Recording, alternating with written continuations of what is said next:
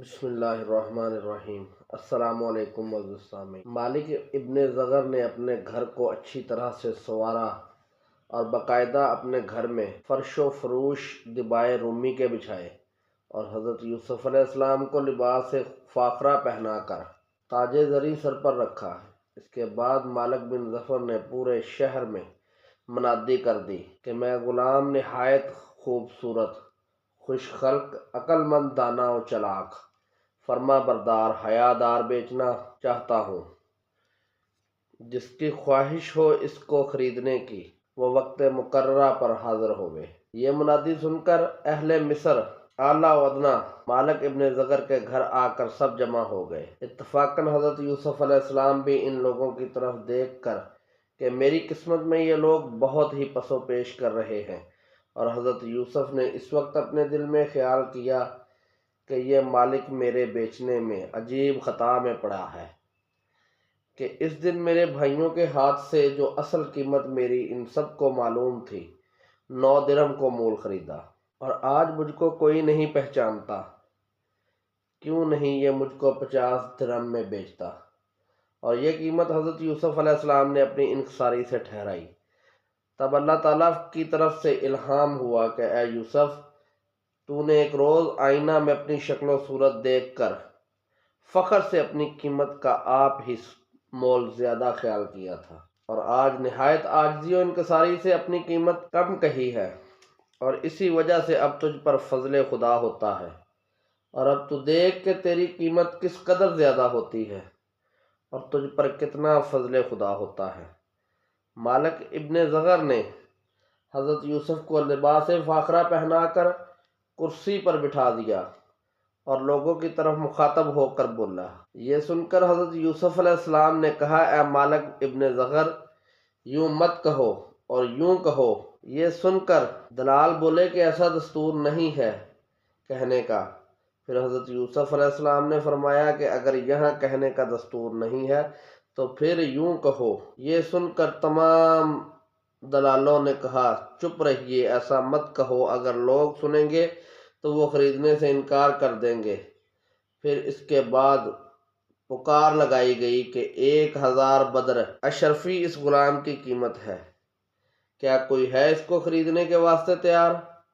اور لغت میں بدر کہتے ہیں ایک تھیلی کو، جس میں 1000 درہم بھی ہوتے ہیں اور 10,000 درہم بھی ہوتے ہیں، اور 7,000 دینار کو بھی کہتے ہیں۔ اور اب آپ حضرت خود ہی گن لیجئے کہ کتنی قیمت ہوئی، اور ساتھ ہی یہ بھی کہا گیا کہ 7,000 عقد مروارید اور 1000 جامع اطلس رومی اور 1000 قصب یعنی مصری جامع اور 1000 اونٹ بغدادی اور 1000 گھوڑے عربی ماں زین و لگام و زری کے، اور 1000 لونڈیاں رومی اور 1000 غلام خطامی اور 1000 شمشیر چاہیے۔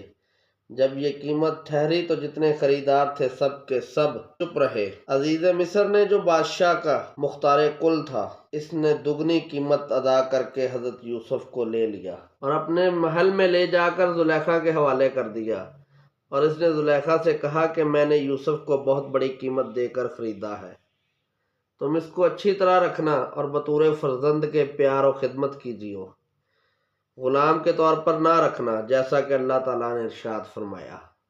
اور کہا، جس نے خرید کیا اس کو مصر سے، اپنی عورت کو آبرو سے رکھ اس کو، شاید یہ ہمارے کام آوے یا ہم اس کو اپنا بیٹا بنا لیں۔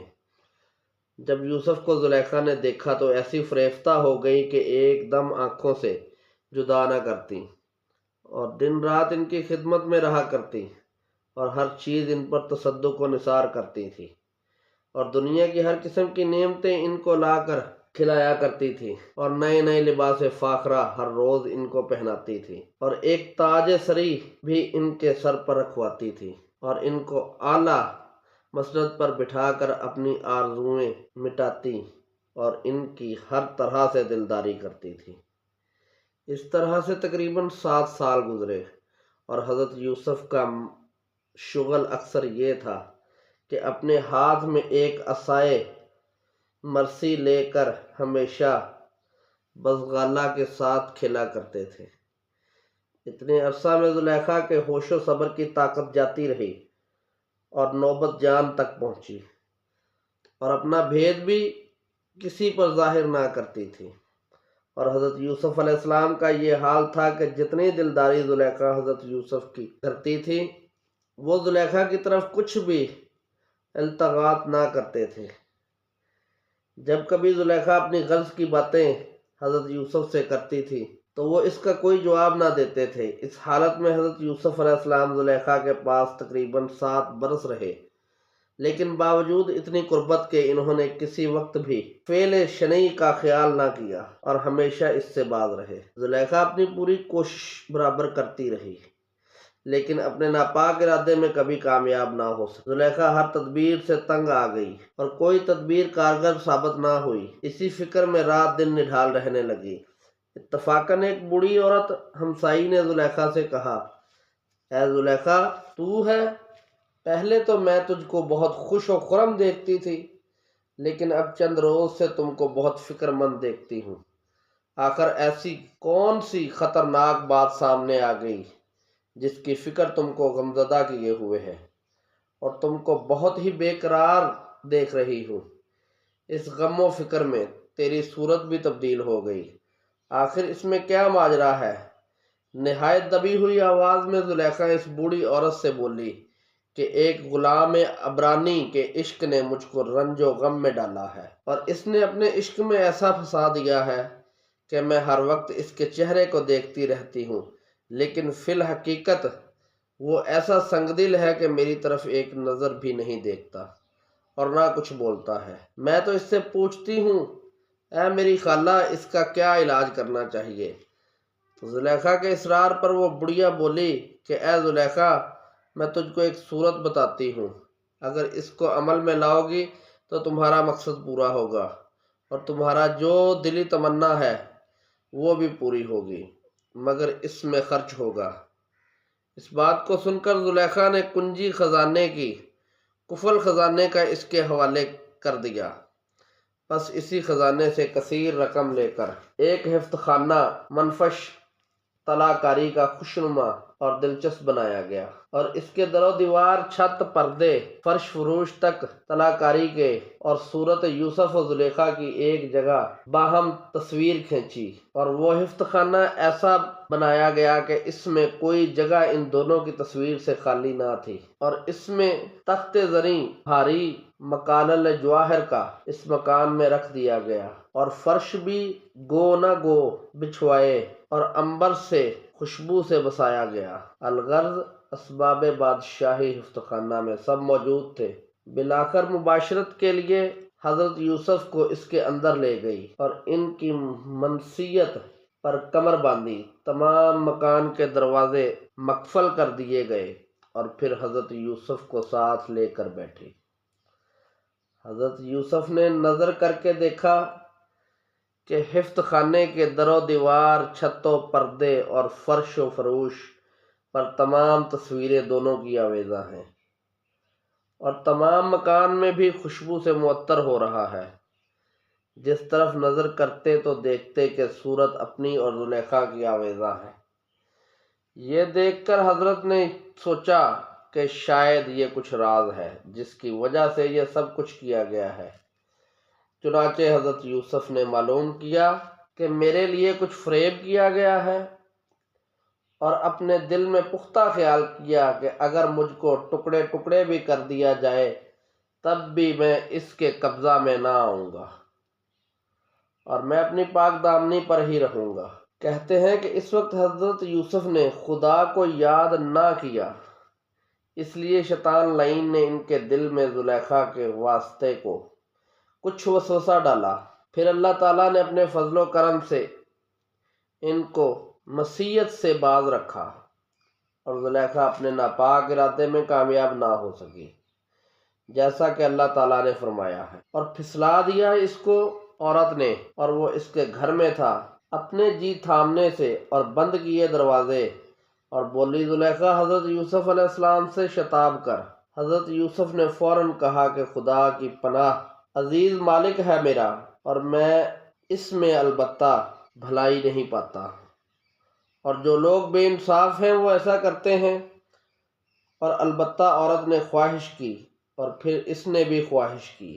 جب یوسف علیہ السلام نے حفظ خانے میں گئے، زلیخا کی طرف نظر نہ کی اور آسمان کی طرف دیکھا کہ چھت پر اپنی صورت زلیخا کے ساتھ مصور ہے، پھر دائیں بائیں نظر کی، پھر وہی تصویر دونوں کی باہم دیکھی، الغرض تمام گھر میں فقط تصویریں نظر آئیں۔ پھر ناچار ہو کر حضرت یوسف نے زلیخا کی طرف نظر کی اور زلیخا کو بغور دیکھا، اور پھر اپنے دل میں یقین کرنے لگے کہ افسوس گرمی نے میرے یہ کام کیا۔ پھر یہ دیکھ کر زلیخا کہ اے یوسف، مجھ پر ایک نظر کر کہ میں مستغنی ہوں اور غموں سے خلاصی پاؤں۔ حضرت یوسف نے کہا، میں ڈرتا ہوں کہ قیامت کے دن میرا خدا مجھے زناکاروں میں کھڑا کرے گا، حالانکہ میں پیغمبر زادہ ہوں اور یہ فعل بد مجھ سے نہ ہو سکے گا۔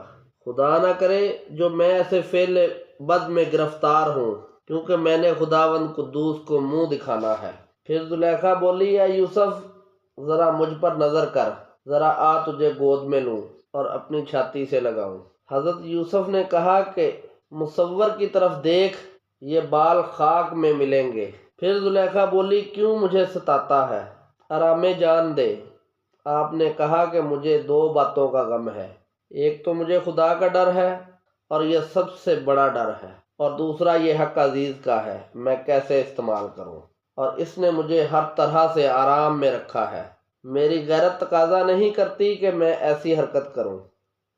اس بات کو سن کر زلیخا بولی، عزیز مصر سے مت ڈریں، میں اس کو زہر قاتل کھلا کر مار ڈالوں گی اور پھر سارے گھر کی مملکت بھی تم کو دے دوں گی۔ تم تو مجھ کو یہ کہتے ہو کہ میرا خدا تو بڑا رحیم و کریم ہے اور گناہ گاروں پر ہمیشہ رحم کرتا ہے، اور میں یہ بھی وعدہ کرتی ہوں کہ اگر تو نے میری خواہش پوری کر دی تو جو کچھ کہ کنج و خزانہ میں ہے سب تیرے خدا کے نام پر صدقہ و کفارہ دوں گی، تب تو تیرا خدا خوش ہو جائے گا اور سارے گناہ بھی معاف کر دے گا۔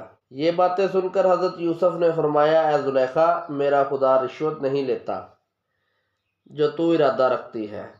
اے زلیخا، یہ تمام خرافات کہلاتے ہیں، مجھ سے ہرگز نہیں ہو سکتے۔ یہ سن کر زلیخا بالکل مایوس ہو گئی اور بہت بے تابی کے ساتھ رونے لگی، اور حضرت یوسف برابر اس فعل بد سے انکاری کرتے رہے، اور کسی لمحہ بھی آپ نے اس فعل بد کا ارادہ یا قصد نہ فرمایا، اور یہی شان نبی کی ہوتی ہے۔